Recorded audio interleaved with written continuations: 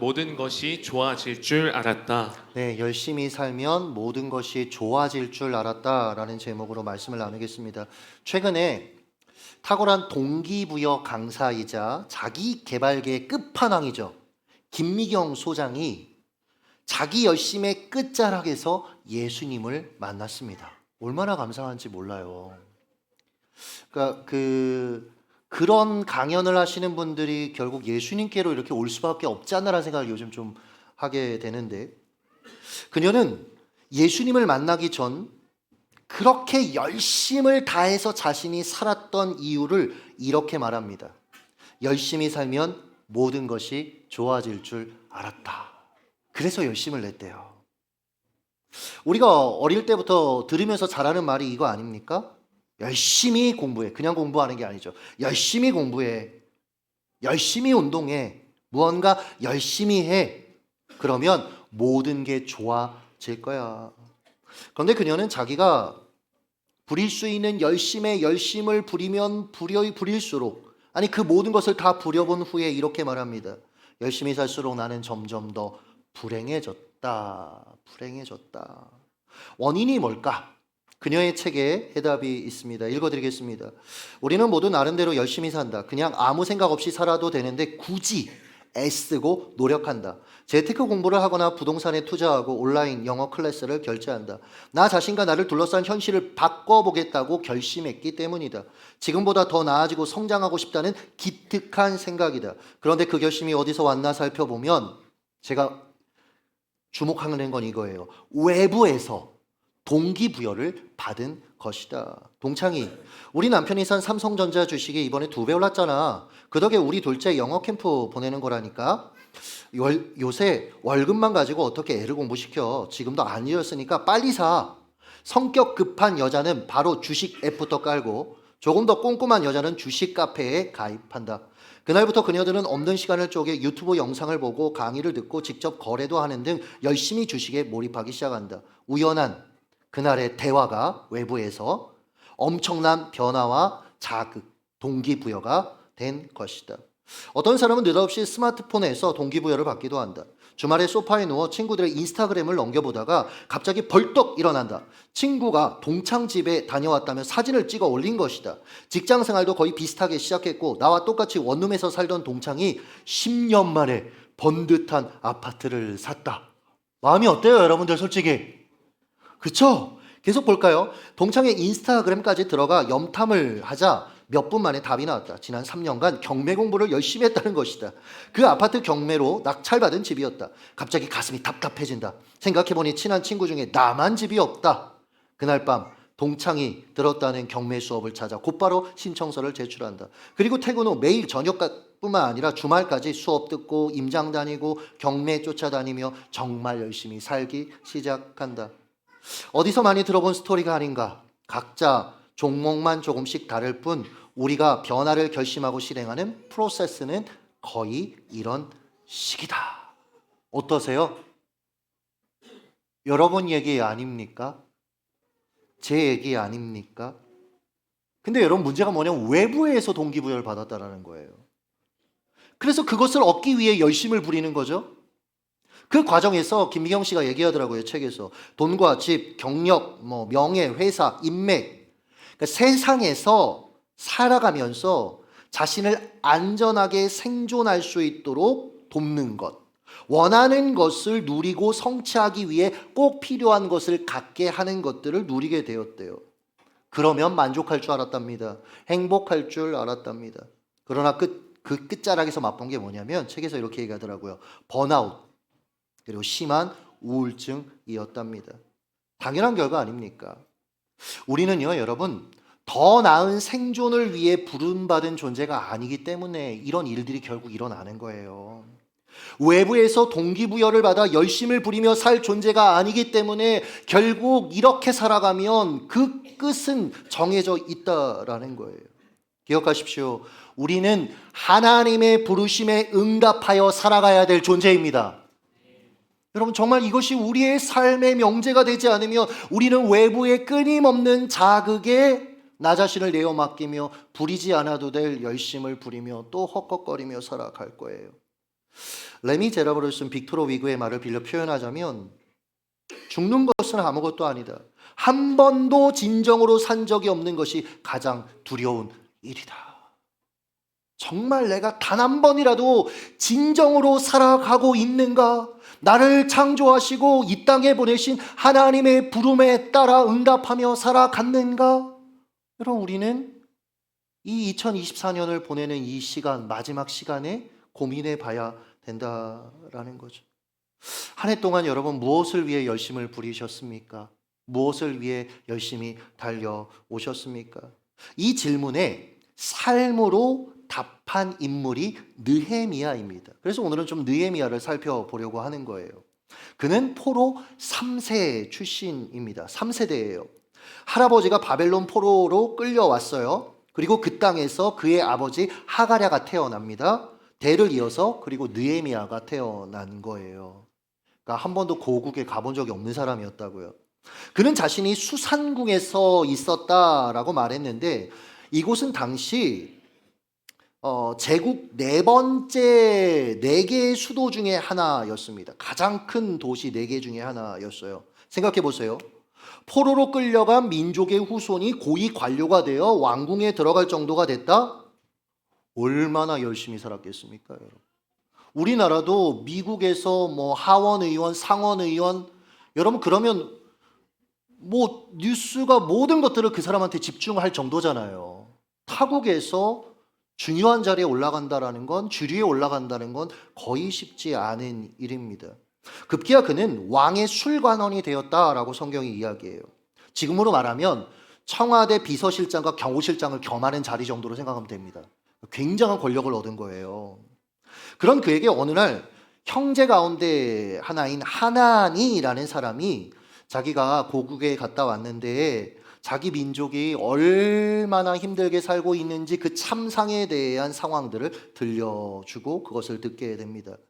남겨진 민족은 아직도 무너진 성벽을 세우지 못해서 이 민족에게 끊임없이 약탈당하고 학대당하고 있다라는 메시지를 듣는 거예요. 느헤미야가 이 말을 듣자마자 슬피 울었다라고 성경이 이야기합니다. 하나님께 민족의 어려움을 해결해 달라고 금식하며 기도했다라고 이야기합니다. 이게 당연한 게 아니에요, 여러분. 입장 바꿔 생각해 보세요. 바벨론 땅에서 태어났습니다. 유다 땅에 가본 적이 없다니까요. 게다가 인생의 큰 성공과 행복을 맛보는 중이었습니다. 이제 생존을 넘어서 더 나은 생존, 즐기고 누릴 것만 남은 거예요. 이거 위해서 사람들이 열심히 부리는 거 아닙니까, 이 땅에서?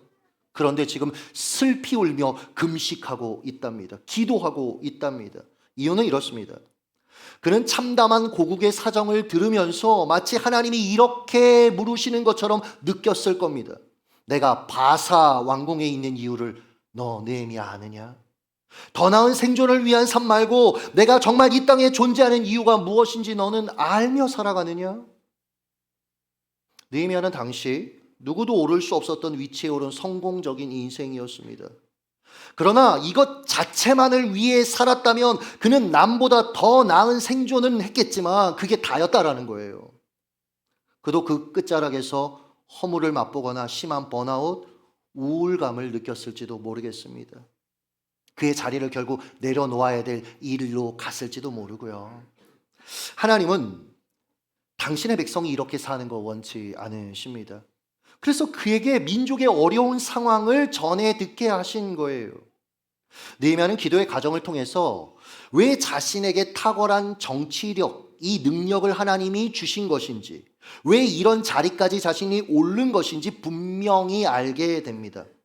자신만이 왕으로부터 유다 총독으로 부임하고 싶다고 청할 수 있었어요. 자신만이 성벽 재건에 필요한 물자들을 왕으로부터 지원받을 수 있는 그런 관계, 위치에 있었습니다. 아, 하나님이 이 일을 위해 나를 준비시킨 것이구나. 이것을 깨닫자 자신의 위치가 더 나은 생존만을 위한 자리로 이제 보이지 않는 거예요. 사명을 위한 자리로 보이게 되었다라는 거죠.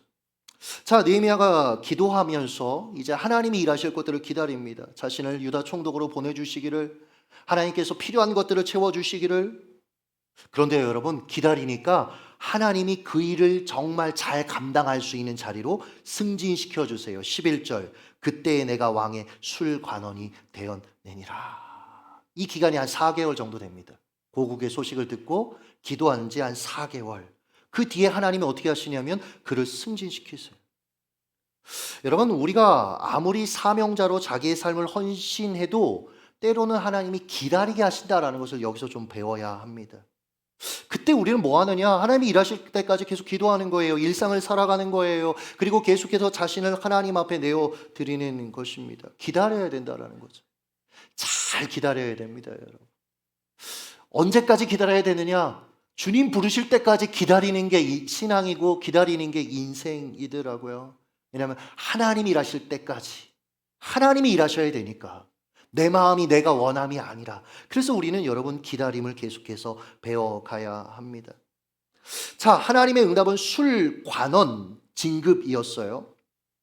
왕에게 직접적으로 자기 의사를 표현할 기회를 얻을 수 있는 중요한 자리로 보직을 이제 옮겨주신 겁니다. 근데 생각해 보세요. 와, 좋겠다. 드디어 하나님이 일하시겠다. 근데요, 여러분, 가만 생각해 보면 술관원으로의 승진은 오히려 그가 사명 감당을 주저하게 만드는 요소가 될 수 있었어요. 교포 3세로서 오를 수 있는 그 끝자락까지 올라간 겁니다. 그 자리를 포기하고 유다 총독으로 가는 게 여러분 쉬웠을까요? 모든 것이 갖춰진 곳에서 안정적 생활을 하면서 부유하게 살 수 있는데 성벽도 갖춰지지 않은 황폐한 예루살렘으로 가겠다고 나서는 것, 이거 당연한 게 아니다라는 겁니다. 해외에 나가보면 한인 목회자들을 많이 만나요.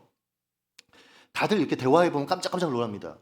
유명 대학에서 공부한 분들이 대다수예요. 왜냐하면 기본적으로 영어를 할 수 있어야 되니까. 근데 굉장히 똑똑한 분들입니다. 그런데 이렇게 대화를 하다 보면 목회를 안 하고 계세요, 다들.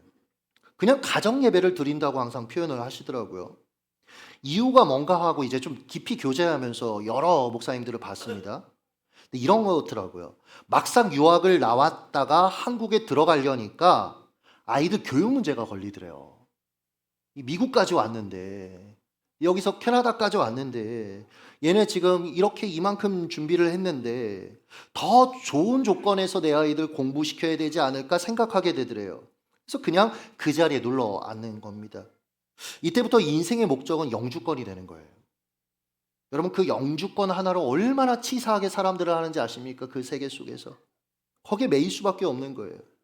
또 아이들의 성공, 내가 이만큼 고생했으니까 너희들만큼은 주류로 올라갔으면 좋겠어. 내가 한국에선 나름대로 이렇게 공부해서 이런 학교를 다녔는데 주류였는데 지금 나는 이제 청소하는 일밖에 못해. 아빠가 이렇게 헌신하니까, 엄마가 이렇게 헌신하니까 너희는 올라갔으면 좋겠어. 여러분, 안타깝죠. 안타깝게도 많은 신앙인들이 목적, 이 자리를 주신 그 목적에는 관심이 없고 그저 도구일 뿐인 그 자리를 위해서 살아가는 거예요. 그러다 도구가 목적이 되고 마는 겁니다. 한국교회 아직도 그렇죠. 수능 당일만 되면 교회로 부모님들이 몰려옵니다. 저도 부교육자 시절에 정말 이 기도회를 안 하고 싶은데 교회 방침이 그랬기 때문에 했어요. 뭐 했는지 아십니까? 그 수능 애들 기도하는 시간은 부모들이 어차피 잡혀 있어야 되더라고요. 너무 간절하니까. 그래서 할 말 다 했습니다. 이 아이들 대학을 위해서 기도하지 마시고부터 시작해서 좋은 점수 원하는 대학에 가게 해달라고 기도합니다. 많은 이들이. 어떤 분은 그런 간증도 하세요. 저는 근데 그 간증 별로 이렇게 좋다고 생각은 안 하는데, 영어 시간인데 갑자기 막 마음이 막 혼란스럽고 그래서 강력하게 기도했는데 나중에 딸한테 물어봤더니 딸이 그때 그 문제가 헷갈렸었다고 이런 얘기를 하시는데, 네. 여러분, 그런데 그 자녀들 좋은 대학 가서 신앙생활 제대로 안 해요. 자리는 목적을 위한 수단일 뿐인데 어느 순간 수단만 구하다 목적은 사라지고 도구뿐인 그 자리를 내려놓지 못해서 자리를 지키기 위해 살아가다가 이 인생을 끝내는 이들이 너무 많다라는 거죠. 여러분, 하나님 나라의 전력 낭비 아닙니까? 하나님 얼마나 안타까우시겠습니까? 여러분, 우리는 한 사람 한 사람이 이 땅에 분명히 살아가야 될 이유와 목적을 가지고 있습니다. 여러분, 한 분 한 분은 하나님께서 이 땅에 보내신 사명자들입니다. 거기서 여러분, 우리가 있는 그 자리들은 그 하나님 사명 감당하는 수단일 뿐이에요. 물론 이것을 안다고 해서 막상 내 자리를 하나님의 뜻을 이루는 통로로 내어드린다라는 거 쉬운 건 아닙니다. 아마 느헤미야 주위의 사람들이 이렇게 말했을 것 같아요. 아니, 바사 땅에도 유대인이 이렇게 많은데 당신이 우리 동족들을 좀 여기서 이제 잘 살 수 있게, 주류가 될 수 있게 돕고 보호해야 되는 거 아니냐. 도대체 어디 가려고 하냐. 하나님이 아닥사스다 왕의 믿음, 그가 믿음을 갖도록 당신을 최측근으로 보낸 것 아닐까. 어디를 가려고 해. 당신이 자리를 비우잖아. 당신 자리를 탐내는 사람들이 반드시 음해해서 당신을 끌어내릴 거야. 그러니까 여기 지키고 있어야지. 방어해야지. 그런데 그는 오히려 유다 총독으로 자원했어요. 비결은 이렇습니다. 하나님께서 4개월의 기다림의 시간 동안 기도의 과정을 통해서 그의 마음을 점검하셨을 거예요. 느헤미야야, 너는 네가 누리고 있는 모든 것을 다 포기하고 사명을 위해 유다 땅에 갈 수 있니? 여러분, 하나님이 사명자로 우리를 부르실 때 반드시 이것은 점검하십니다. 그래야 하나님이 원하시는 자리에 그 사람을 세웠을 때 안전해요. 딴짓 안 한다고요. 하나님의 사람은 하나님의 방식으로 움직일 수 있는 사람이어야 된다라는 거죠. 저 역시 이런 과정들을 계속해서 겪고 있습니다. 최근에도 이 과정을 겪었어요. 계속해서 하나님이 이것을 모르세요. 최근에 겪은 건 한 10년 뒤에나 얘기할 수 있을 것 같습니다. 우리가 서로 다 같이 지내고 있으니까. 그래서 과거에 겪었던 얘기를 좀 해보고 싶습니다. 김천에 개척을 하려고 교회를 사임하고 몇 번 김천에 이렇게 정탐하러 내려와서 뭐 집도 구하고 임대할 건물도 구하고 이렇게 하려고 했는데 이게 뜻대로 계속 안 됐던 시기가 있습니다. 그러니까 14년 전 얘기예요. 이상하다. 내가 하나님을 위해서 다 포기하고, 제가 왜냐면 5월 달에 사임했거든요. 5월 달에 교회 사임하고 그냥 하나님이 주신 이 비전이다 이러면서, 그리고 아내하고 그 뒤에 결혼한 거예요. 그리고 내려왔는데 하나님 계속해서 막으시는 거예요. 왜 막으시지? 다 포기하고 내려왔는데. 하루는 운전하고 이렇게 가는데 하나님이 제게 물으셨어요. 그러니까 여러분, 이게 통영아 이런 게 아니라 마음속에서, 통영아, 제가 그때 개척 자금 2억 8천 있었습니다. 통영아, 2억 8천이냐 나냐. 목사가요 이럴 때 이 눈치가 얼마나 빠른지 알아요. 아, 이게 하나님 테스트다 딱 생각했습니다. 그래서 모범 답안을 바로 제출해 드렸어요. 아, 당연히 하나님이죠. 집에 돌아가서 아내한테 말했습니다. 여보, 우리 이제 개척의 문이 열릴 거야. 하나님이 오늘 나를 테스트하셨는데 내가 통과했잖아. 제 착각이었어요. 아, 문이 안 열려요. 하나님은 제 중심을 아십니다. 제가 뭘 중요하게 여기는지 아세요. 좀 시간이 지나서 또 운전을 하고 가는데 그때도 하나님이 제게 물으셨어요. 동영아, 2억 8천이냐 나냐. 근데 제게 감추었던 생각이 드러나더라고요. 감정이. 서러움이 밀려오는 거예요. 하나님, 동기들이 얼마나 많은데 걔들 말고 나한테 지금 이 지방에 여기 이 알지도 못하는 곳에 나를 여기로 하나님 보내신다고 해서 그래도 순종하면서 가는데 왜 자꾸 2억 8천까지 하나님 자꾸 얘기를 저한테 하시는 겁니까? 왜 이걸 저한테 물어보시는 겁니까? 너무너무 막 서러운 거예요. 순간 범죄한 이스라엘 백성들에게 하나님이 하셨던 말씀이 생각났어요. 야, 좋아, 니네 가나안 땅 보내줄게. 근데 나는 안 가. 여러분, 이게 축복입니까? 저주입니까? 저주예요. 가나안 땅, 거기에 하나님이 함께 계시니 복된 땅이죠. 거기에 하나님이 계시지 않으면 저주의 땅인 겁니다, 여러분. 여러분이 지금 살아가고 있는 그 삶의 자리에 하나님이 함께 계시지 않으면 그것이 여러분 어찌 좋은 삶이라고 우리가 얘기할 수 있겠습니까? 여러분, 이 땅에 정말 많은 것들을 누리는 사람들이 있습니다. 사람들이 부러워하는 인생을 사는 사람들이 있습니다. 그런데 정말 축복된 삶입니까? 거기에 하나님이 계시지 않다면 그 삶은 너무나 안타까운 인생인 거죠. 그래서 제가 하나님께 고백했어요. 그래도 하나님, 저는 하나님을 선택하겠습니다. 그러고 났더니 제가 전에 한번 그런 얘기 들었잖아요. 이렇게 연예인들, 남자 배우들 중에 눈물이 이렇게 한쪽으로 주르르 흐르는 친구들이 있어요. 전 이게 그냥 안약을 넣겠지 했는데 제가 진짜로 이렇게 한쪽으로만 눈물이 주르르 흐르는 거예요. 제가 이거를 이렇게 이제 이름을 붙였어요. 내 2억 8천 했던 것 같아요. 그리고 얼마 뒤에 아는 집사님한테 2억 8천을 사기당했어요. 감쪽같이 사기당했어요. 근데요, 여러분, 재미있는 게 뭔지 아십니까? 그거를 사기당하고 나니까, 아니 그 전에 하나님 앞에 하나님이라고 고백하고 나니까 하나님 개척의 문을 여셨어요. 그리고 그 증거가 지금 더세움 교회예요. 사랑하는 여러분, 하나님은요, 제가 하나님만 의지하도록 준비시켜 주셨던 거예요. 잠언 3장 5절과 6절을 같이 한번 읽겠습니다. 시작. 너는 마음을 다하여 여호와를 신뢰하고 내 명철을 의지하지 말라. 너는 범사의 그를 인정하라. 그리하면 내 길을 지도하시리라. 할렐루야. 내 명철을 의지하지 말라. 범사의 그를 인정하라. 그가 내 길을 지도하시리라. 여러분, 먼저 하나님보다 의지하는 걸 좀 내려놓으셔야 돼요. 2024년을 여러분 보내면서 내가 하나님보다 의지했던 게 뭔가?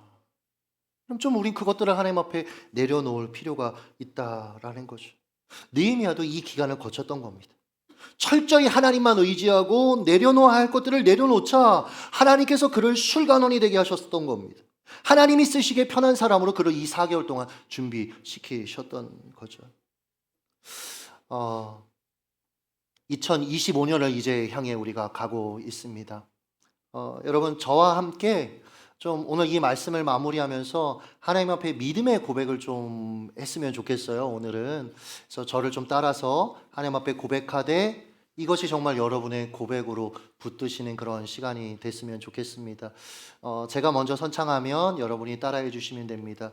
하나님, 더 나은 생존자가 아니라 생존자가 아니라 사명자로 살겠습니다. 사명자로 살겠습니다. 하나님, 하나님, 더 나은 생존을 위해서가 아니라 더 나은 생존을 위해서가 아니라 사명을 위해 살아가겠습니다. 사명을 위해 살아가겠습니다. 나를 통하여 하나님의 나라를 이루소서. 나를 통하여 하나님의 나라를 이루소서. 할렐루야. 기도하겠습니다. 하나님, 열심히 살